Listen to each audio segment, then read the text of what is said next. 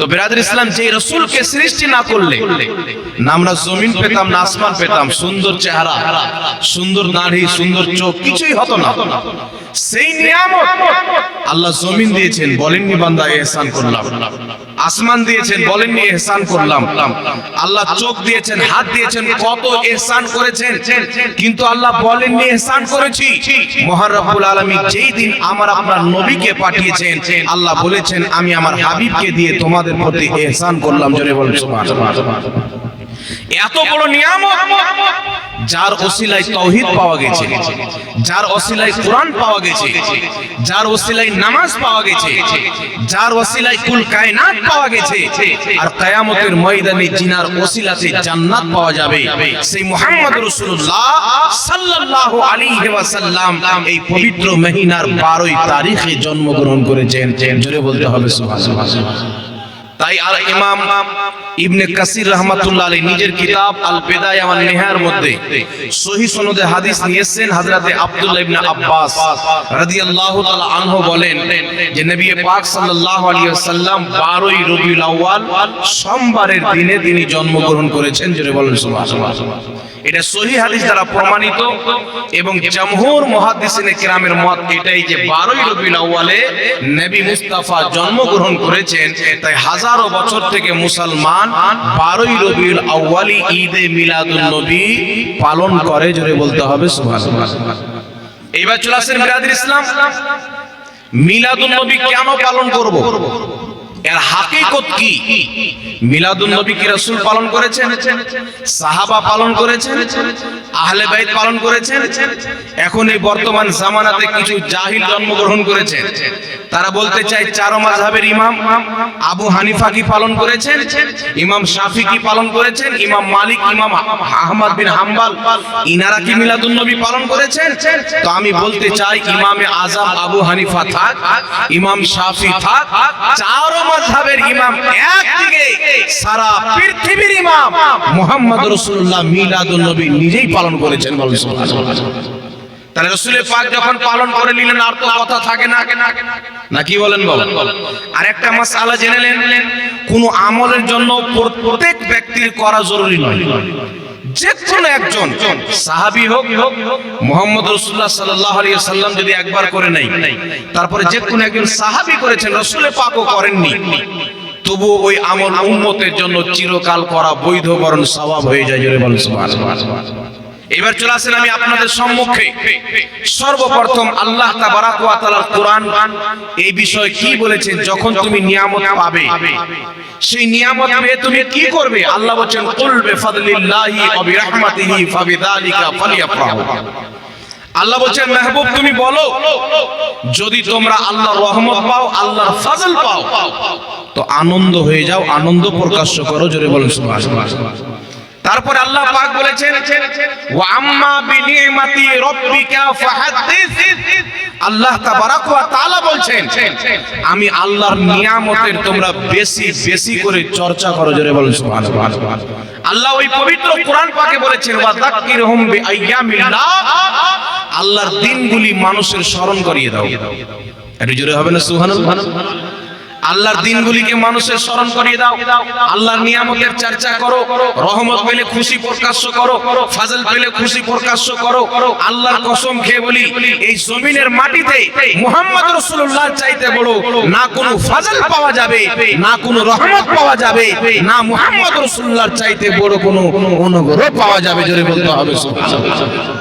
আল্লাহ কোরআন পাকে বলছেন ওয়ামা আরসালনাকা ইল্লা রাহমাতাল লিল আলামিন। বাপ আমার তো আমার জন্য রহমত হতে পারে, আপনার জন্য না হতে পারে। মা আমার তো আমার জন্য রহমত হতে পারে, আপনার জন্য না হতে পারে। কোন নবী কোন এলাকার জন্য রহমত, কোন রাসূল কোন দেশের জন্য রহমত, একমাত্র মুহাম্মদ রাসূলুল্লাহ। যেখানে যেখানে আল্লাহর রুবুবিয়ত পাওয়া যাবে, আল্লাহর ওয়াহদানিয়ত পাওয়া যাবে, আল্লাহ পাকের উলুহিয়ত পাওয়া যাবে, আল্লাহ তাবারাক ওয়া তাআলার তাওহীদ পাওয়া যাবে, সেখানে সেখানে মুহাম্মদ রাসূলুল্লাহর রহমত ও নবুয়ত পাওয়া যাবে। জোরে বলেন রাসূল আকরাম সাল্লাল্লাহু আলাইহি ওয়াসাল্লামের চাইতে বড় নিয়ামত আছে বাবা? আর জোরে বলতে হবে। আমি যে আয়াতে কারিমা পাঠ করেছি কুল বিফাদলিল্লাহি ওয়া বিরহমাতিহি ফাবিযালিকা ফালিয়াফরাহু, উক্ত আয়াতের তাফসিরে হযরতে ইমাম জালালউদ্দিন সিউতি রাহমাতুল্লাহ আলাইহি তাফসিরে দুররে মানসুরের মধ্যে লিখেছেন, এখানে যে আল্লাহ রহমতের কথা বলেছেন, এই রহমতের অর্থ হচ্ছে ওয়ামা আরসালনাকা ইল্লা রাহমাতাল লিল আলামিন, আমার আপনার নবী যিনি কুল কায়নাতের রহমত। জোরে বলুন সুবহানাল্লাহ। তাহলে নবীকে পেয়ে খুশি হব না বেজার? আর জোরে বলতে হবে। মিলাদুন নবীর নবী আমার নিজে পালন করেছেন, এই কথা পরে বলবো। মিলাদুন নবী হাদিস শরীফের মধ্যে রয়েছে, এই কথা পরে বলবো। আমি যদি বলি মিলাদুন নবী হাদিসের মধ্যে আছে, আর আমি যদি কোনো হাদিসকে পাঠ করি, কোনো ব্যক্তি বলতে পারে যে নিজে একটা হাদিস পাঠ করে মিলাদুন নবীর উপরে ফিট করে দিল। তাই এমন ইমামদের হাওয়ালা দেব যে ইমামকে পৃথিবীর সকল মুসলমান মানে, তাদের কিতাব পড়ে, তাদের নাম নিয়ে ওয়াজ করে, সেই ইমামদের কিতাব থেকে প্রমাণ হবে যে বড় বড় মুহাদ্দিসের বক্তব্য হলো মিলাদুন নবীর দলিল আমরা কোরআন পাকেও পেয়েছি, মুস্তাফার হাদিসেও পেয়েছি। জোরে বলুন সুবহানাল্লাহ। তাই সর্বপ্রথম আপনাদেরকে এটা বুঝাতে চাইলাম আল্লাহর রহমত। এখন কেউ বলবে ইসলাম আল্লাহর রহমত, কোরআন আল্লাহর রহমত। আচ্ছা বলেন তো বাবা, যদি নবী না আসতো ইসলাম আসতো? জোরে বলতে হবে। নবী না আসলে কোরআন আসতো? তাহলে বুঝা কি গেল? নবী আছেন তো কোরআন আছে, নবী আছেন তো ইসলাম আছে, নবী নাই তো কিছুই নাই। তাহলে জিনার কারণে ইসলাম পেয়েছি, সেই নবীর চর্চা হলে তো ইসলামের চর্চা হয়ে যাবে, সেই নবীর চর্চা হলে তো কোরআনের চর্চা হয়ে যাবে। আর কোরআন অতক্ষণ পর্যন্ত কোরআন নয় যতক্ষণ পর্যন্ত মুস্তাফার জবানের সাদাকাত নাই। জোরে বলুন সুবহানাল্লাহ। আমার নবী বলেছেন এটা কোরআন, তবে পৃথিবী মানুষ মেনেছেন যে এটা কোরআন। এবার আপনাদের সম্মুখে একটি ডাউট ক্লিয়ার করে দিতে চাই বাবা। কেউ যদি প্রশ্ন করে তোমরা তো হানাফি, বা একটু একটু কমিয়ে দেন, তোমরা তো হানাফি, তোমাদের ইমাম ইমামে আজম আবু হানিফা রাহমাতুল্লাহ আলাইহি জীবনে কোনোদিন মিলাদুন নবী পালন করেননি, তো তোমরা কেন করছো? আবু হানিফার চাইতে তোমরা বেশি বুঝো? তাহলে তার উত্তরে আমি বলবো বাবা, আমার আপনার নবীর জামানায় মসজিদের মেহরাব ছিল না, আমার নবী জীবনে মসজিদের মেহরাব তৈরি করেননি, আর না তিনার সামনে কোনো সাহাবী তৈরি করেছেন। তাহলে যত মসজিদের মেহরাব আছে ভেঙে দিতে হবে। কথা বুঝে এসছে? আমার আপনার নবীর জামানায় দুতলা মসজিদ ছিল না, পাক্কি মসজিদ ছিল না। রাসূলুল্লাহ সাল্লাল্লাহু আলাইহি ওয়াসাল্লামের জামানায় 2 তলা 3 তলা 4 তলা কোনো মসজিদ ছিল না। তাহলে দুতলা মসজিদ ভাঙতে হবে কি হবে না? কথা বলতে হবে বাবা। আর যদি বলেন না বর্তমান জামানায় 2 তলা মসজিদ তৈরি করা জায়েজ আছে, তো বর্তমান জামানায় তোমার যদি 2 তলা মসজিদ তৈরি করা জায়েজ হয়, যেটা নবীর জামানায় হয়নি, নবী করেনি, সেটা যদি জায়েজ হয়ে যায়, আবু হানিফা না করো, আমার নবী মুস্তাফা যেটা করেছেন সেটা কি করে নাজায়েজ ও বিদআত হয়ে যাবে? কথা বুঝে এসেছি গেছে? তো আমার আপনার নবী নিজে মিলাদুন নবী পালন করেছেন, দলিল সামনে আসছে। আগে এটা প্রশ্নের উত্তর আমি দিতে যাচ্ছি। কিছু প্রশ্ন হয় যার উত্তর হয় প্রশ্ন দিয়ে, প্রশ্নের উত্তর প্রশ্ন দিয়ে। এখন আপনাকে প্রশ্ন করা হবে যে মক্কা মদিনাতে নাই কেন? সর্বপ্রথম এই প্রশ্নের উত্তর দিব যে মক্কা মদিনাতে মিলাদুন নবী নাই কেন। এবার আপনাদের কাছে আমার প্রশ্ন, মক্কা মদিনাতে ইসলাম 75 বছর পূর্বে এসেছে না 1400 বছর পূর্বে? কথা বলতে হবে বাবা। মক্কা মদিনাতে ইসলাম 75 বছর পূর্বে এসেছে না 1400 বছর পূর্বে? পিছেকার ভাই, 1450 বছর পূর্বে মক্কা মদিনায় প্রথম ইসলাম এসেছে। তো যদি 75 বছর থেকে মিলাদুন নবী মক্কা মদিনায় বন্ধ হয়ে যায়, আর তার পূর্বে হাজারো বছর পর্যন্ত যদি মিলাদুন নবী হয়, তাহলে কি আপনি বলবেন যে হাজারো বছর ওখানে ইসলাম ছিল না? কথা বুঝে এসছে মনে হয়? হাজারো বছর ইসলাম ছিল না? ছিল কি ছিল না? তো যেখানে হাজারো বছর মিলাদুন নবী হয়েছে, নবী মুস্তাফার নামের পতাকা উত্তোলন হয়েছে, বড় বড় ইমাম ও মুহাদ্দিস হাতে আপনার চারাক এবং চারাক গানকে নিয়ে মক্কার অলিগলিতে মিছিল বের করেছেন, জিক্র আজকার মাহফিল করেছেন, ভালো খাওয়া দাওয়ার ব্যবস্থা করেছেন, দুরূদ ও সালাম ও কিয়াম করেছেন। হাজার বছর পর্যন্ত আরবের মাটিতে মিলাদ হয়েছে, কিয়াম হয়েছে। বড় বড় মুহাদ্দিস এক্ষুনি আপনাদের সম্মুখে দলিল দেওয়া হবে, বন্ধ করা আজ থেকে 75 বছর হলো আমরা এই 75 বছরের ইহুদির মতাদর্শ সরকারকে মানি না, আমরা হাজার বছরের মুহাম্মদ রাসূলুল্লাহর উদ্দেশ্যী সরকারকে মানি। জোরে বলুন সুবহানাল্লাহ। যখন মক্কা চালানে वाला, মদিনার কন্ট্রোল করনে वाला নবী মুস্তাফার আশিক ছিল, মুস্তাফার গোলাম ছিল, আমরা তিনাদের ওই জামানাটাকে মানি। কিন্তু এখনকার জামানা সৌদি আরবের মানা যাবে না, কারণ এখনকার সরকার মিলাদুন নবী করতে নিষেধ করে, কিন্তু দারু বিক্রি করা জায়েজ করেছে। মিলাদুন নবী করতে নিষেধ করেছে, দারু বিক্রি করতে অনুমতি দিয়েছে, মিলাদুন নবীর মাহফিলে বাধা দিয়েছে, কিন্তু শরাব বিক্রি করার অনুমতি দিয়েছে। মিলাদুন নবীতে বাধা দিয়ে সিনেমা হল চালু করেছে, মিলাদুন নবীতে বাধা দিয়েছে, নাচ গান চালু করেছে, মিলাদুন নবীতে বাধা দিয়েছে, আপনার আরো নোংরা কাজ চালু করেছে। মিলাদুন নবীর মাহফিলকে বাধা দিয়ে ভারত থেকে নায়ক নায়িকাকে নিয়ে গিয়ে ওই সৌদি আরবে ডান্স করিয়েছে। তাই আজকের সৌদি আরবের সরকারের গোলামি আমরা তোমাদেরকে দিয়ে দিতে চাই। হাজার বছর মুহাম্মদ রাসূলুল্লাহর আশিক যখন ইমাম ইবনে হাজার আসকালানির জামানা ছিল, ইমাম ইবনে হাজার মক্কির জামানা ছিল, ইমাম ইসমাইল হকের জামানা ছিল, বড় বড় ইমাম ও মুহাদ্দিস যখন মিলাদুন নবীর পতাকা হাতে নিয়ে মক্কার গলিতে মিছিল বের করেছেন, সেই হাজার বছরের সৌদি আরবকে আমরা মানি, কারণ মুহাদ্দিস কোনোদিন ভুল হতে পারে। জোরে বলতে হবে সুবহানাল্লাহ। তাহলে কেউ যদি বলে মক্কা মদিনাতে হয় না কেন, তো মক্কা মদিনাতে বন্ধ হওয়া 25 বছর, আর মিলাদুন নবী হচ্ছিল হাজার বছর থেকে। কথা বুঝে শিখেছিস বাবা? তাহলে মক্কা মদিনাতে এই 25 বছরে ইসলাম এসেছে, এর আগে ইসলাম ছিল না। যারা মানবে তারা মিলাদুন নবী করবে না। আর আমরা তো মানি যে মক্কা মদিনাতে 1450 বছর পূর্বে সর্বপ্রথম ইসলাম মক্কাতে এসেছে, তারপরে মদিনাতে এসেছে। জোরে বলুন সুবহানাল্লাহ। কথা বুঝে শিখেছিস বাবা?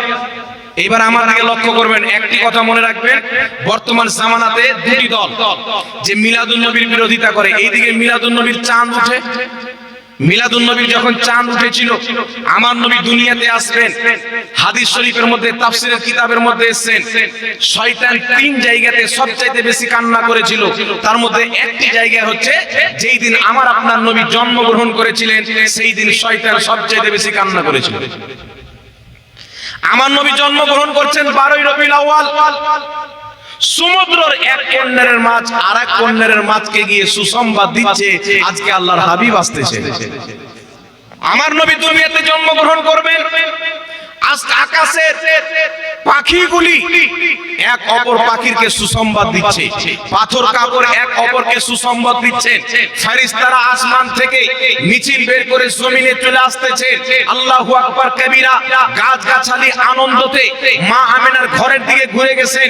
শুধু তাই নয়, ইমাম সিউতি রাহমাতুল্লাহ আলাইহি খাসাইসুল কুবরা কিতাবের মধ্যে লিপিবদ্ধ করেছেন, আমার আপনার খোদা কুল কায়নাতের মালিক রব্বুল আলামিন এই আকাশের চন্দ্র এবং তারাকে হুকুম করলেন, তারা জমিনের দিকে আসতে আরম্ভ হলো। মা আমিনার খাদিমা বলেন, আসমানের তারকা এবং চাঁদ এত নিকটে চলে আসলো, আমি অনুভব করলাম যে তারকা এবং চাঁদ হয়তো আমাদের উপরে পড়ে যাবে, কিন্তু দেখলাম আব্দুল্লাহর ঘরের ছাদের উপরে চাঁদ এবং তারকাগুলি লটকে গেল, থেমে গেল। এখান থেকে কি বোঝা গেল? মহান রব্বুল আলামিন আকাশের তারকাকে দিয়ে এবং চাঁদকে জমিনের নিকটে পাঠিয়ে এই পৃথিবীকে নবী মুস্তাফার আগমনে আল্লাহ নিজেই আলোকিত করেছিল। জোরে বলুন সুবহানাল্লাহ। আল্লাহ তারকা দিয়ে আলোকিত করেছিলেন, আল্লাহ চাঁদ দিয়ে লাইটিং করেছিলেন। মিশকাত শরীফের হাদিস, তিরমিজি শরীফের হাদিস, মা আমিনা বলছেন, আমার শিকাম থেকে খারাজা মিন নূর, একটি নূরের সুতি বের হলো, তার এত চমক হলো পৃথিবী পুরো নূরে ভরে গেল। আমি আমিনা আব্দুল্লাহর ঘরে বসে শাম দেশের বড় বড় বিল্ডিং গুলি দেখে নিলাম। তো এই পৃথিবীকে নবী মুস্তাফার আগমনের দিনে আলোকিত আল্লাহ করেছিলেন। এই পৃথিবীকে নবী মুস্তাফার আগমনের লাইটিং তারকা দিয়ে মহান রব্বুল আলামিন করেছিলেন। তাই আমরা আহলে সুন্নাত ওয়াল জামাত আল্লাহর সুন্নাত আদায় করি, নবী মুস্তাফার আগমনে বাড়িকেও লাইটিং করি, মসজিদ মাদ্রাসাকেও লাইটিং করি। আরেকটু জোরে হবে না সুবহানাল্লাহ? আরেকটি হাদিস শুনলেন, ইমাম হালবি রাহমাতুল্লাহ আলাইহি নিজের সিরাতের কিতাবে লিখেছেন, ইমাম কাসতালানী রাহমাতুল্লাহ আলাইহি মাওয়াহিবুল্লাহ দুনিয়ার মধ্যে লিখেছেন, ইমাম সিউতি রাহমাতুল্লাহ আলাইহি খাসায়েসুল কুবরার মধ্যে লিখেছেন। কি লিখেছেন? আল্লাহ পাকের হুকুমে ফেরেশতারা তিনটি পতাকা নিয়ে এসেছিলেন, একটি কাবা ঘরে, একটি পূর্ব দিকে, একটি পশ্চিম দিকে, তিনটি পতাকা লাগিয়েছিলেন। কিসের পতাকা? আল্লাহর হাবিব এসেছেন দুনিয়াতে, জুলুম চলবে না, অত্যাচার চলবে না, মুহাম্মদ রাসূলুল্লাহ এসেছেন, এই আরবের মাটিতে ইনসাফ শুধু কায়েম হবে না, পুরো পৃথিবীতে কায়েম হবে। জোরে বলুন সুবহানাল্লাহ। তো আল্লাহ তো নিজেই অনুমতি দিচ্ছেন পতাকা নিয়ে গিয়ে লাগাও। তাই আমরা আহলে সুন্নাত ওয়াল জামাত সেই সুন্নাতের উপর আমল করি। আজ পর্যন্ত আমাদের মসজিদে, মাদ্রাসায়, বাড়িতে আমরা পতাকা লাগাই। জোরে বলতে হবে সুবহানাল্লাহ। আল্লাহ লাইটিং করছে, জ্বলছে ইবলিসে। আল্লাহ লাইটিং করছে, কাঁদছে ইবলিস। আল্লাহ পতাকা লাগার আদেশ দিচ্ছেন, কলিজায় আগুন জ্বলছে ইবলিসের। আল্লাহ তারকা দিয়ে লাইটিং করছে, জ্বলছে ইবলিস। আল্লাহ খুশি পালন করছে, ইবলিস কান্না করছে। ফেরেশতা আনন্দিত, ইবলিস কান্না করছে। এক কথা, আল্লাহর মাখলুকে ইবলিস ব্যতীত কুল কায়নাত আনন্দিত ছিল। তো যারা আনন্দিত হবে, যারা নবী মুস্তাফার আগমনে খুশি হওয়া, এটা ইমানদারদের পরিচয়। এই দিনে কষ্ট পাওয়া, এটা মুনাফিক ইবলিসের পরিচয়। তো আমরা কার পরিচয় দিব বাবা? এর জোরে বলতে হবে। আমরা ইমানদারের না পরিচয় দিব? শয়তানের পরিচয় আমরা দিতে পারি? এর জোরে বলতে হবে বাবা। শয়তানের পরিচয় দিতে পারি? কোনই মতে নয়। আমরা ইমানদার, ইমানদারের পরিচয় দেব। এইবার চলে আসেন আর একটি প্রশ্ন আপনাদেরকে করি। একটি প্রশ্ন হচ্ছে, আমার বাড়ি রাজমহল ঝাড়খণ্ড, আমার বাড়ি রাজমহল ঝাড়খণ্ড, আমি লোক কেমন, আমার বাবা কি করে, আমার ভাই কি করে, আমার মা কেমন, আমার ফ্যামিলি কেমন, আমার বাচ্চা কেমন, আমার গ্রামের লোক চাইতে বেশি সাতমারার লোক জানে। কথা বলতে হবে বাবা। আমার গ্রামের লোক বেশি জানে। তো নবী জন্ম নিলেন মক্কায়, ইন্তিকাল করলেন মদিনায়, এই যুক্তিও মৌলবি দেয়, পোস্টমর্টম হতে হবে। নবী জন্ম নিলেন মক্কায়, ইন্তিকাল করলেন মদিনায়, মক্কা মদিনায় 12 রবিউল আউয়ালের কোনো খবর নাই, আর বাঙালির লোক বুঝে গেল। কথা বুঝেছেন? তো মক্কা মদিনার লোক কি বুঝে না? সব এগুলো ভণ্ডামো। তাহলে আমি তাকে বলবো এটা মক্কা মদিনায় হয় না, তাই আমাদের এখানেও করতে হবে না। তো মক্কা মদিনায় সালমান খান আর শিল্পা শিট্টিকে নিয়ে সর্বপ্রথম ওই দেশের বাদশা সিনেমা হল উদ্বোধন করলো, তাদেরকে ড্যান্স করিয়ে। তাহলে তুমি তোমার আব্বা মাকে লাচাও না, কি বলেন? সৌদি আরবে হয় না তো করবো না, তো সৌদি আরবে যেটা হচ্ছে সেটা করো। তো সৌদি আরবে হচ্ছে ড্যান্স করাচ্ছে, তাহলে তুমি তোমার স্ত্রীকে ড্যান্স করাও। আমরা 1 বছর জালসা দেবো না, টাকা পয়সা উঠিয়ে গান দিয়ে দেবো না, কি বলেন? তো শয়তান যুক্তি দিয়েছিল। শয়তানের কাজ যখন দলিল থাকে না, তখন বাপ সৌদি আরবকে দেখায়, ইহুদি বাপকে দেখায়, কোথাকার খ্রিস্টান বাপকে দেখায়। কিন্তু আমি আপনাকে চ্যালেঞ্জ করছি, এই পবিত্র মহিনায় ইরাকে চলে যান, মিলাদুন নবী পালিত হচ্ছে। ইরানে চলে যান, মিলাদুন নবী পালিত হচ্ছে। পাকিস্তানে চলে যান, বাংলাদেশে চলে যান, জর্ডানে চলে যান, ইয়ামানে চলে যান, কাতারে চলে যান, মিশরে চলে যান, পৃথিবীর যেই দেশে যাবেন, আলহামদুলিল্লাহ নবী মুস্তাফার কলমা পড়নেওয়ালা মুসলমান মিলাদুন নবী পালন করতে আছে। জোরে বলুন সুবহানাল্লাহ। আর শুধু আজকে করে না, মিলাদুন নবী পালন 1000 বছর পূর্বে থেকে করছেন। দলিল এখন আমি আপনাদের সম্মুখে দিব। প্রথমে একটি দলিল জানি। দলিল হচ্ছে যে আমার আপনার নবী সাল্লাল্লাহু আলাইহি সাল্লাম কি মিলাদুন নবী পালন করেছে। নবী বলেছেন যে আমল আমার থেকে প্রমাণিত নয়, ওই আমলটা বাতিল করে দিতে হবে। তাই নবী পাক থেকে তো 20 রাকাত তারাবি সহিহ সনদে কোনো হাদিস দ্বারা প্রমাণিত নাই, 8 রাকাতও প্রমাণিত নাই। কথা বুঝে শিখেছিনি বাবা? নবী পাক থেকে তারাবির রাকাত সংখ্যা নির্ধারিত নাই, তাহলে 8 রাকাত 20 রাকাত তালাক দিয়ে দিতে হবে, তারাবির নামাজ বাদ দিয়ে দিতে হবে না, কি বলেন? কথা বুঝেছে বাবা? মিলাদুন নবীকে আমরা মুস্তাহাব বলি। মুস্তাহাব কাকে বলে? যেটা রাসূল কোনদিন করেছেন, কখনো করেন না, মুস্তাহাব বলে। এবং পূর্বের মুসলমান, বিগত মুসলমান যে কাজকে ভালো মনে করেছেন সেটাকেও মুস্তাহাব বলে। আমরা মিলাদুন নবীকে মুস্তাহাব মনে করি। আমাদের পূর্বের ইমামগণ থেকে যদি দলিল পেয়ে যায়, আমাদের দাবি কিন্তু পূর্ণ হয়ে যাবে। আর ওয়াহাবের নিয়ম হলো আমরা করব মুস্তাহাব আর দলিল নিবে ফরজে। কথা বুঝে শিখেছেন বাবা? তো আপনাদের সম্মুখে দলিল দিচ্ছি, শুনেন। আমার আপনার নবী মিলাদুন নবী পালন করেছেন কি করেননি? সর্বপ্রথম একটি দলিল ইমাম ইবনে হাজার আসকালানী রাহমাতুল্লাহ আলাইহি, যাকে সবাই নিজের মাথার তাজ মানে, যিনি আসমা ও রেজালের উপরে কিতাব লিখেছেন, জারহ তাদিলের ইমাম, হাদিসের ইমাম, বহুত বড় মুহাদ্দিস এবং শাইখুল ইসলাম ইমাম ইবনে হাজার আসকালানী রাহমাতুল্লাহ আলাইহি তিনার কথা উল্লেখ করেছেন। ইমাম ইসমাইল হাক্কি রাহমাতুল্লাহ আলাইহি তাফসীরে রুহুল বায়ানের মধ্যে উল্লেখ করেছেন। ইমাম জালালউদ্দিন সিউতি রাহমাতুল্লাহ আলাইহি আল হাবিলিল ফাতাওয়ার মধ্যে উল্লেখ করেছেন। ইমাম সিউতি রাহমাতুল্লাহ আলাইহি হুসনুল মাকসাদ ফি আমালিল মাউলিদ কিতাবের মধ্যে উল্লেখ করেছেন। ইমাম নুরউদ্দিন হালবি রাহমাতুল্লাহ আলাইহি নিজের কিতাব সিরাতে হালবিয়ার মধ্যে উল্লেখ করেছেন। কি উল্লেখ করেছেন? ওয়াকাদ ইস্তাখরাজ লাহুল হাফিজ ইবনে হাজার আসকালানী আসলান মিনাস সুন্নতি। তিনারা বলছেন, ইমাম ইবনে হাজার আসকালানী বলেছেন, আমি মিলাদুন নবীর দলিল নবী মুস্তাফার সুন্নাত থেকে বের করেছি। জোরে বলতে হবে সুবহানাল্লাহ। ইমাম ইবনে হাজার আসকালানী কি বলছেন? আমি মিলাদুন নবী নবী মুস্তাফার সুন্নাতে পেয়েছি। ইমাম জালালউদ্দিন সিউতি রাহমাতুল্লাহ আলাইহি আল হাবিলিল ফাতাওয়ার মধ্যে বলছেন, আমিও মিলাদুন নবী সরাসরি নবী মুস্তাফা থেকে পেয়েছি। কি পেয়েছেন? সেই কিতাব আল হাবিলিল ফাতাওয়ার মধ্যে হাদিস লিখছেন, যে হাদিসকে ইমাম বাইহাকি নিজের কিতাবের মধ্যে লিখেছেন। হাদিস কি? সাহাবী রাসূল বলে, রাসূল আকরাম নূরে মুজাসসাম সাল্লাল্লাহু তাআলা আলাইহি ওয়া আলিহি ওয়াসাল্লাম 40 বছর পর বয়সান নবুয়াত, নিজের নবুয়াতকে প্রকাশ করলেন। সাহাবী বলছেন, 40 বছর পর রাসূল আকরাম সাল্লাল্লাহু আলাইহি ওয়াসাল্লাম নবুয়াতের এলান করলেন। এলান করার পরে আক্কা রাসূলুল্লাহ সাল্লাল্লাহু আলাইহি ওয়াসাল্লাম নবী নিজের আকিকা দিলেন। কি দিলেন? শুনছেন? দিয়ান আছে আপনাদের? 40 বছর পর নবুয়াতের এলান করার পর রাসূল নিজের আকিকা দিলেন। ইমাম জালালউদ্দিন সিউতি রাহমাতুল্লাহ আলাইহি বলেন, নবী মুস্তাফা যেই দিন জন্মগ্রহণ করেছেন সেই দিন থেকে নিয়ে তার 7 দিন পর, 7 দিনের দিন আব্দুল মুত্তালিব আমার নবীর আকিকা দিয়ে দিয়েছেন। আমার নবীর আকিকা দিয়ে দিয়েছিলেন 7 দিনকার দিনে। তাহলে 40 বছর পর নবী যেটা আকিকা দিয়েছিলেন সেটা আকিকা ছিল না। ইমাম জালালউদ্দিন সিউতি বলছেন, সেটা নবী মুস্তাফা নিজের মিলাদের দিনে ছাগল জবাই করে মানুষকে খাওয়া দাওয়া করে মিলাদ পালন করেছেন। জোরে বলুন সুবহানাল্লাহ। তো ইমাম জালালউদ্দিন সিউতির মতে, ইমাম ইবনে হাজার আসকালানীর মতে আমার নবী নিজেই মিলাদুন নবী পালন করেছেন।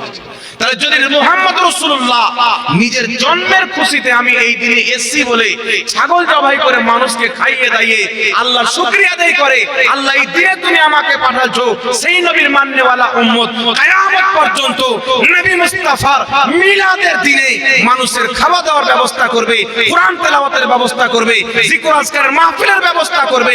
এটা নাজায়েজ হবে না। নবী মুস্তাফা এবং আল্লাহকে খুশি করা হবে। জোরে বলুন সুবহানাল্লাহ। কথা বুঝে শিখেছি বাবা। এই জন্য আমি বলতে চাই, আপনি ওয়াহাবি মৌলবীকে বলবেন হাদিসে নাই, সুন্নি মৌলবীকে বলবেন হাদিসে আছে। দুই মৌলবী বাদ দেন, ওয়াহাবিবাদ সুন্নিয়বাদ। যাদেরকে ওয়াহাবিও মানে সুন্নিও মানে তারা কি বলেছেন? ইমাম ইবনে হাজার আসকালানী সকলের ইমাম, ইমাম জালালউদ্দিন সিউতি সকলের ইমাম। তিনারা বলছেন, শুনো, মিলাদুন নবী এটা আমরা আবিষ্কার করিনি। মিলাদুন নবী আসলান মিনাস সুন্নাত, নবী মুস্তাফার সুন্নাতে রয়েছে। জোরে বলুন সুবহানাল্লাহ। তাহলে এবার বুঝতে পারলেন বাবা? তাহলে ইমাম ইবনে হাজার আসকালানী বলছেন মিলাদুন নবী আমি হাদিসে পেয়েছি। ইমাম জালালউদ্দিন সিউতি বলছেন নবী নিজের মিলাদ নিজেই পালন করেছেন। তাহলে যেটা নবী নিজেই করেছেন হারাম হতে পারে? একটু জোরে বলতে হবে বাবা। নাজায়েজ হতে পারে? দ্বিতীয় নম্বরে চলে আসেন ইমাম ইবনুল জাওজি রাহমাতুল্লাহ আলাইহি। এখানে উলামায়ে কেরাম বসে আছেন, ইনারা তিনার কিতাব পড়েছেন। ইমাম ইবনুল জাওজি রাহমাতুল্লাহ আলাইহি আমি স্টাডি করেছি, গবেষণা করেছি, মোতালা করেছি। আমার জানা মতে 420 জন ইমাম মিলাদুন নবীর উপরে কিতাব লিখেছেন। কতজন ইমাম? 420 জন ইমাম মিলাদুন নবীর ফজিলতে কিতাব লিখেছেন। 420 জন ইমামের লিখে দেওয়াটাই মুস্তাহাব হওয়ার দলিল। জোরে বলুন সুবহানাল্লাহ। ইমাম ইবনুল জাওজি রাহমাতুল্লাহ আলাইহি কত বছর পূর্বের ইমাম? 900 950 বছর পূর্বের ইমাম। কত বছর? 900 950 বছর পূর্বের ইমাম। তিনি একটি কিতাব লিখেছেন, কিতাবটির নাম হলো বায়ানে মৌলুদিন নবী। এই কিতাবের মধ্যে আপনার 41 নাম্বার এবং 42 নাম্বার পৃষ্ঠার মধ্যে ইমাম ইবনুল জাওজি রাহমাতুল্লাহ আলাইহি লিখছেন, কি লিখছেন?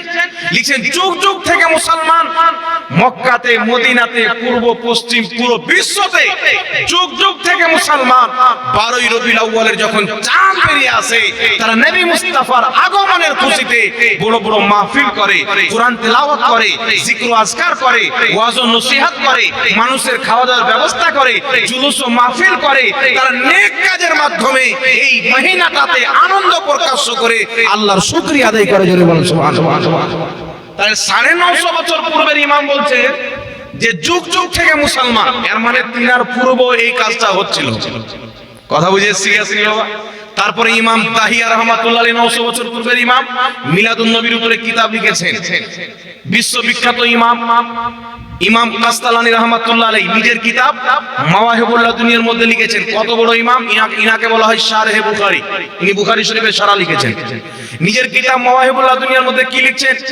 মাওয়াহিবুল লাদুনিয়ার মধ্যে লিখছেন তাদের উপর আল্লাহর রহমত, আল্লাহর বরকত, যারা নবী মুস্তাফার জন্মের দিনকে ঈদ হিসেবে গ্রহণ করেছেন। জোরে বলুন সুবহানাল্লাহ।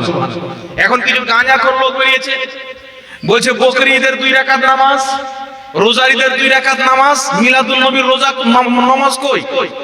আপনি কোরআন উঠান, এই পবিত্র কোরআনে আল্লাহর নবী দোয়া করছেন, আল্লাহ তুমি আসমান থেকে আমাদের জন্য খাবার পাঠাও যেন আমাদের জন্য ঈদ হয়ে যায়।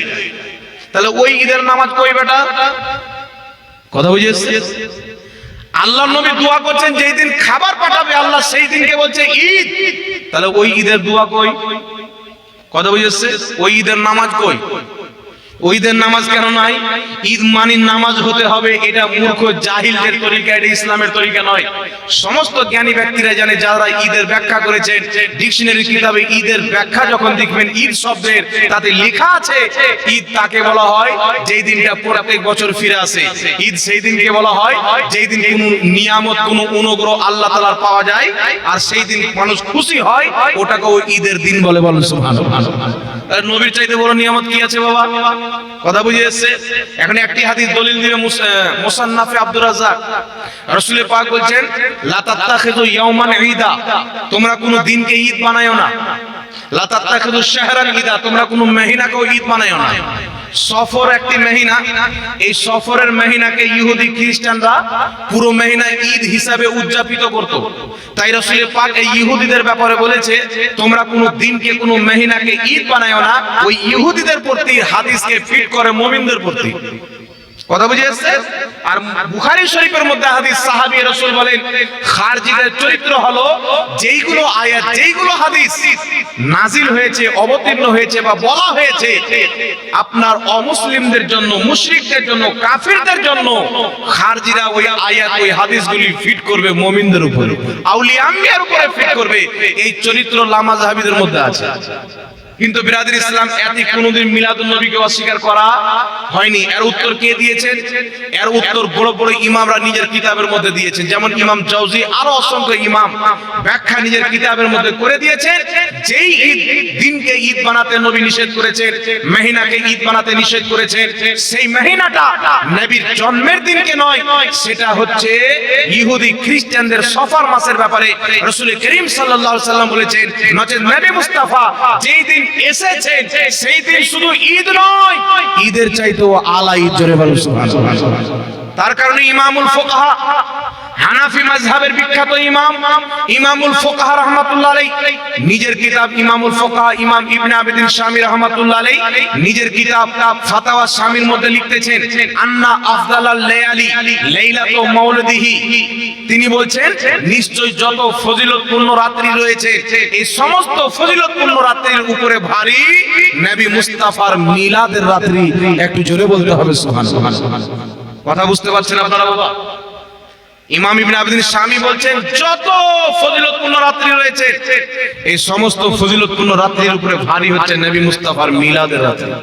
ইমাম জুলকারী রাহমাতুল্লাহ আলাইহি শারা মাওয়াহিবুল লাদুনিয়ার মধ্যে একই কথা লিখেছেন। তিনি বলছেন এই রাত্রি লাইলাতুল কদর চাইতেও ভারী, শাবে কদর চাইতেও ভারী, শাবে মিরাজ চাইতেও ভারী। কারণ এই রাত্রিতে মুহাম্মদ রাসূলুল্লাহ এসেছেন। মুহাম্মদ না আসতেন লাইলাতুল কদরে কোরআনও আসতো না। মুহাম্মদ যদি না আসতেন শাবে বারাত আসতো না। মুহাম্মদ যদি না আসতেন শাবে মিরাজও হতো না। একটু জোরে বলতে হবে সুবহানাল্লাহ। তাই মিরাজের রাত্রির উপরে, লাইলাতুল কদরের উপরে নবী মুস্তাফা যেই রাত্রিতে জন্মগ্রহণ করেছেন, সেই রাত্রির সমস্ত রাত্রির উপরে ভারী। একটু জোরে বলতে হবে সুবহানাল্লাহ। আরেকটি হাদিস আপনাদেরকে শুনিয়ে দিই। রাসূল করিম সাল্লাল্লাহু আলাইহি সাল্লাম বলেন, ইবনে মাজাহ শরীফের মধ্যে হাদিস, আরো অনেক কিতাবের মধ্যে রয়েছে, আমার আপনার নবী বলছেন, কি বলছেন? রাসূল পাক বলছেন যে এই জুমার দিন হচ্ছে সাইয়্যিদুল আইয়াম, সমস্ত দিনের সরদার। কেন সরদার? বলেন ফিহি উলিদা আদম, এই দিনে আল্লাহ তাবারাক ওয়া তাআলা আদমকে সৃষ্টি করেছেন। জোরে বলতে হবে সুবহানাল্লাহ। আদমকে সৃষ্টি করার কারণে শুক্রবারের দিন সমস্ত দিনের সরদার। আর শুক্রবার হচ্ছে কি? আল জুমআতু ঈদুল লিল মুমিনিন, মুসলমানদের জন্য ঈদ। একটু জোরে হবে না সুবহানাল্লাহ? তো কোন মৌলবি যদি বলে যে বছরে শুধু দুটো ঈদ, এ মৌলবির তলা নাই গলা আছে। কথা বুঝেছে বাবা? প্রত্যেক শুক্রবার ঈদ, আরফার দিনও ঈদ, আর শুধু তাই নয়, কুরবানির দিনও ঈদ, তারপরের দিনও ঈদ, তারপরের দিনও ঈদ। জোরে বলেন সুবহানাল্লাহ। নবী পাক সাল্লাল্লাহু আলাইহি ওয়াসাল্লাম বলেন শুক্রবারকে আল্লাহ ঈদ বানিয়েছেন। কেন? বলেন এই দিনে আদমকে সৃষ্টি করা হয়েছে। তো আদম যেই দিন সৃষ্টি হয়েছেন সেই দিন যদি ঈদ হয়, যিনি আদমের নবী, যেই নবীকে সৃষ্টি না করলে স্বয়ং আদমকে আল্লাহ হাকিম আল মুস্তাদরাকের হাদিসে বলেছেন, আদম লাউলা কালামা খালাকতুকা, এই নবীকে সৃষ্টি না করলে তোমাকে সৃষ্টি করতাম না। তো বুঝা গেল জুমার চাইতে বড় ঈদ মুহাম্মদ রাসূলুল্লাহর মিলাদ। জোরে বলতে হবে সুবহানাল্লাহ। তার কারণে ইমাম জাওজি রাহমাতুল্লাহ আলাইহি বায়ান ও মাওলিদিন নবী কিতাবের মধ্যে লিখছেন মিলাদুন নবী পালন করা যায়। ইমাম কাসতালানী শারহে বুখারী রাহমাতুল্লাহ আলাইহি মাওয়াহিবুল্লাহ দুনিয়ার মধ্যে লিখতেছেন মিলাদুন নবী পালন করা যায়। ইমাম ইসমাইল হাক্কি রাহমাতুল্লাহ আলাইহি তাফসীরে রুহুল বায়ানের মধ্যে লিখতেছেন মিলাদুন নবী পালন করা যায়।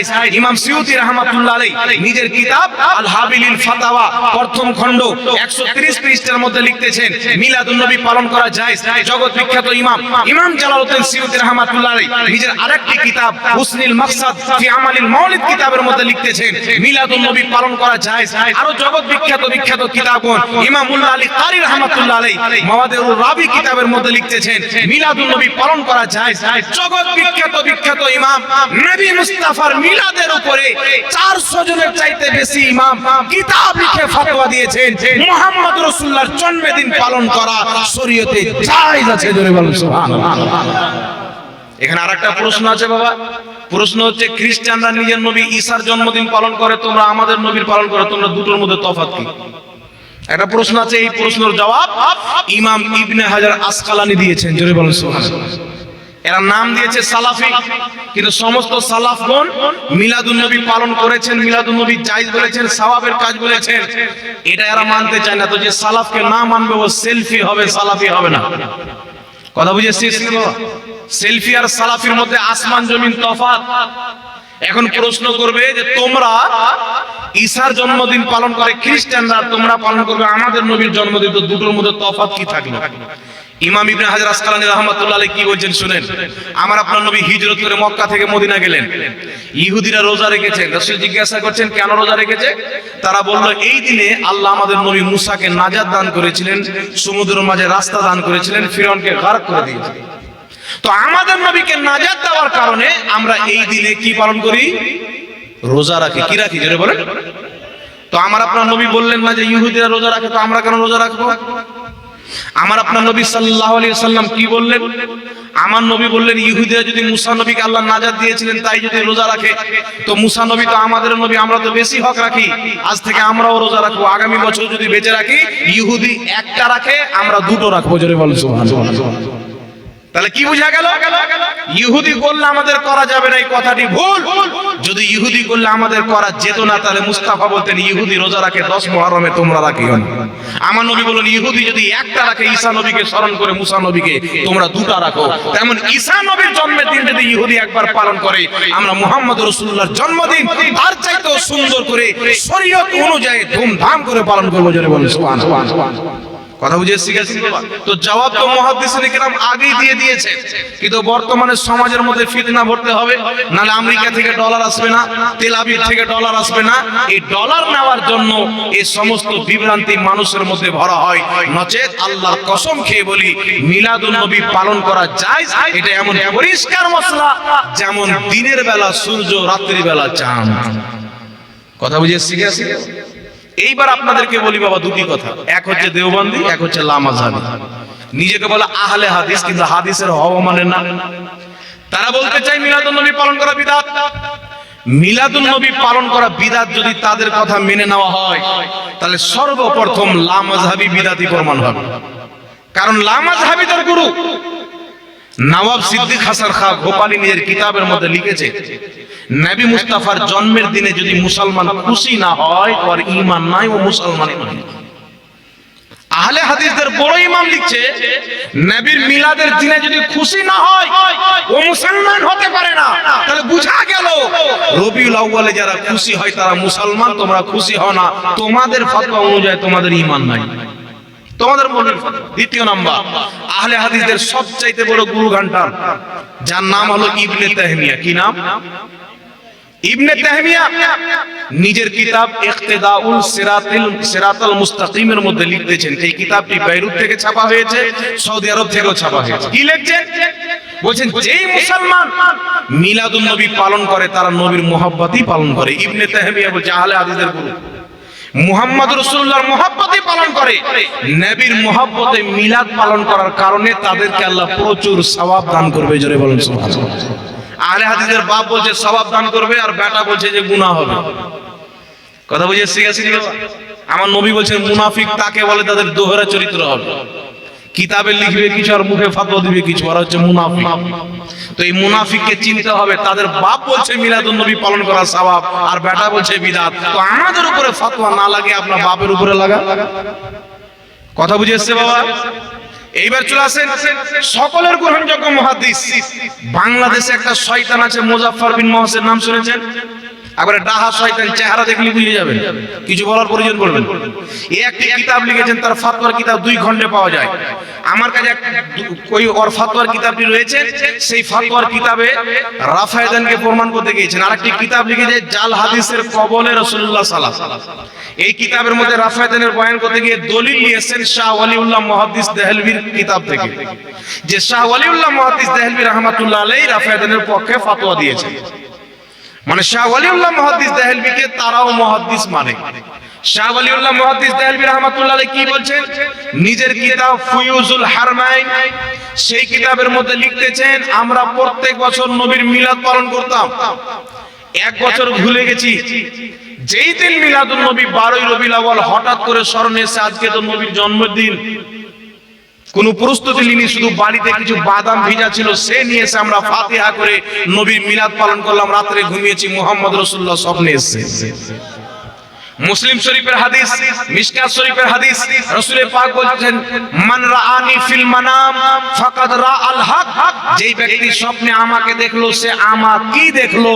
শয়তান আমার রূপ ধারণ করে আসতে পারে, শয়তান আসতে পারবে নবীর রূপ ধারণ করে। যে নবীকে দেখলো সে নবীকে দেখলো।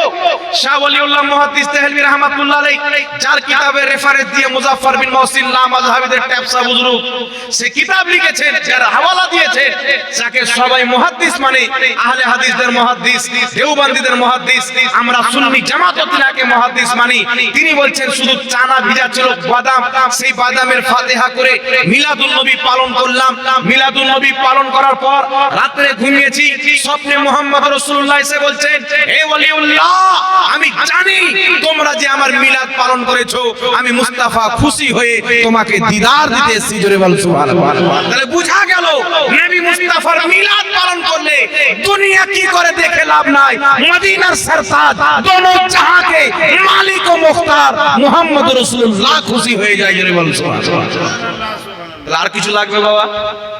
যেই কাজে নবী খুশি, দুনিয়ার গরু ঘান্টাল কি বললো দেখে লাভ আছে? একটু জোরে বলতে হবে বাবা, কোনো দেখে লাভ নাই। তাই মিলাদুন নবী 12ই রবিউল আউয়াল কিভাবে পালন করবেন? যে কোনো নেক কাজের মাধ্যমে। এই 12ই রবিউল আউয়ালে মিলাদুন নবী আমরা পালন করতে আসি, কিয়ামত পর্যন্ত পালিত হবে। কারণ মুস্তাফা চাইতে আমাদের কাছে আর কোনো বড় নিয়ামত জোরে হবে না সুবহানাল্লাহ। কুরবানি ঈদ কোথায় পেয়েছো? নবী আসার কারণে। রোজার ঈদ কোথায় পেয়েছো? নবী আসার কারণে। কিন্তু দুঃখের বিষয় হচ্ছে ওয়াহাবি যখন বলবে মিলাদ ঈদের কথা বলবে, দুটো ঈদ আছে। কুরবানির ঈদে ফেতরা পাওয়া যায়, চামড়া পাওয়া যায়। চামড়া পাওয়া যায় তার কারণে কুরবানির ঈদ মনে আছে। রোজার ঈদে ফেতরা পাওয়া যায় তাই ফেতরার ঈদ মনে আছে। কিন্তু জুমার দিনে ঈদ যে এটাতে কিছু পাওয়া যায় না, তো এটা ভুলে গেছে হাদিসটা। মানে কিছু পাওয়া গেলে মনে রাখবে, পাওয়া যায় না তাই ভুলে গেছে। কথা বুঝেছেন বাবা? আর মিলাদুন নবী, নবীর জন্মের দিনে খুশি হলে মুসলমান তো মুসলমান, যদি বেঈমানও খুশি হয়, আমার মনে হয় আল্লাহ ওই বেঈমানকেও কিছু না কিছু দান করবে। আপনি বলুন হুজুর এটা কি করে বলতে পারেন? এটা আমি বলছেন, এটা বুখারী শরীফের হাদিস থেকে বোঝা যায়। এখানে উলামায়ে কেরাম বসে আছেন, বুখারীতে হাদিস। আমার আপনার নবীর মা হযরতে আমিনা রাদিয়াল্লাহু তাআলা আনহার ঘরে আবু লাহাবের একটা বাঁদী ছিল, যার নাম হচ্ছে সোহেবা। নামটি শুনেছেন? ইমাম বুখারী হাদিসটি উল্লেখ করেছেন বুখারী শরীফের মধ্যে, একবারে সহিহ হাদিস। এই হাদিসের মধ্যে লেখা আছে সোহেবা যে আছে, নবী পাক জন্ম নিলেন, দৌড় দিয়ে আবু লাহাবের বাড়ি। আবু লাহাবের ইনি বাঁদী ছিলেন, চাকরনি ছিলেন। এসে বলছেন আমার মালিক আবু লাহাব। বলছে কি? একটা সুসংবাদ দিতে এসেছি। কি সুসংবাদ? আজকে তোমার ভাই আব্দুল্লাহর পুত্র জন্মগ্রহণ করেছে, ছেলে। আবু লাহাব কি করলো? আঙ্গুলের ইশারা করলো, বলল সোহেবা, আমার ভাতিজার জন্মের মিলাদের খুশি শুনিয়েছো, যাও আমি আমার ভাতিজার মিলাদের খুশিতে তোমাকে আজাদ করে দিলাম, আজকে থেকে তুমি আমার গোলাম, চাকরনি নয়। বলেন সুবহানাল্লাহ। আবু লাহাব সে জানে না ইনি আমার নবী, জন্মগ্রহণ করেছেন, ইনি হচ্ছেন নবী। আবু লাহাব জানে না ইনি নবীদের সর্দার, জানে না। আবু লাহাব নবীকে ভাতিজা মনে করে নবীর জন্মে খুশি হয়ে বাঁধি আজাদ করলো। হযরতে আব্বাস রাদিয়াল্লাহু তাআলা স্বপ্নতে দেখে জিজ্ঞাসা করছেন, বুখারীর হাদিস, ভাই তোমার খবর কি? আবু লাহাব বলছে, বলিস না, খুব আযাবে মুবতালা রয়েছি, কিন্তু সোমবারের দিন নবী মুস্তাফার জন্মের দিনে আগমনের খুশিতে আমার বাঁধি সোহেবাকে আজাদ করেছিলাম।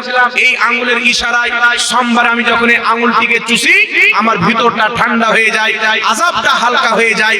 এই আবু লাহাব আমার নবীকে ভাতিজা মনে করে, আব্দুল্লাহর সন্তান মনে করে, আব্দুল মুত্তালিবের পোতা মনে করে, তিনার জন্মের খুশিতে বাঁধি আজাদ করেছে। এই রকম একজন কাট্টার কাফিরের আযাবে যদি প্রত্যেক সোমবারে কমতি হয়ে যায়, আমরা নবীর কলমা পড়নেওয়ালা, নবীকে আখরি নবী মনে করে, ইমামুল আম্বিয়া মনে করে, নবীদের সরদার মনে করে নবীর জন্মে যখন খুশি হব, ইনশাআল্লাহ আল্লাহ আমাদের আযাব বন্ধ করে দেবে। জোরে বলুন সুবহানাল্লাহ। আবু লাহাব নবী এটা জানতেন না, ভাতিজা মনে করে ওনার জন্মে খুশি হয়েছে।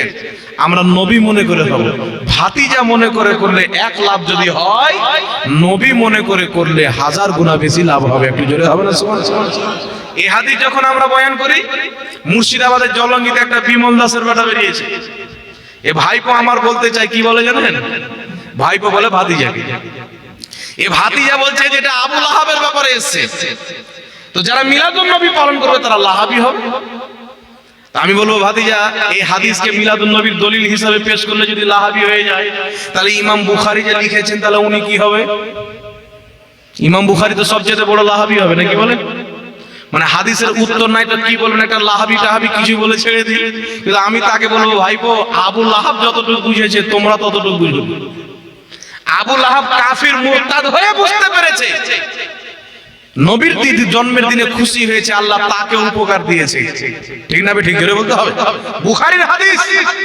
তোমরা কত বড় বেঈমান, আবু লাহাবকেও ফেল করে দিচ্ছ, এই দিনে খুশি পালন করাকে নাজেজ বলছো।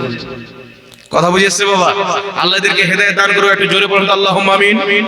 আর একটু জোরে বলতে হবে আল্লাহুম্মা আমিন। তার কারণে বিরাদর ইসলাম, নবী মুস্তাফার মিলাদ অবশ্যই 100% পালন করা যায়।